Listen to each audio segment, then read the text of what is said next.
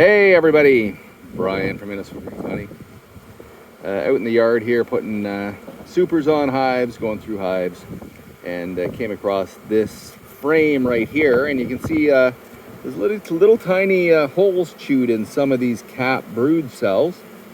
And what that means is there was something going on in that cell where the larva possibly died, and the nurse bees came along and chewed a hole in the center to take a look down inside to see what was going on.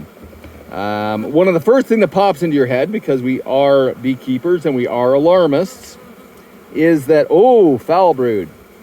So what we do to check to see if it's foul brood is we get a stick about the size of the cell. We take that stick and we jam it down into one of those cells with the hole in it. And then we pound the heck out of that little larva and mash it up into slime. And then we pull it out and see if there's a string.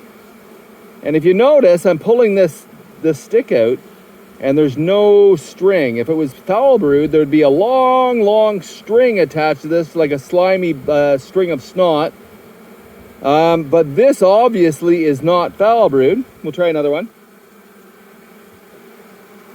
It's obviously not foul brood because there's no string on it.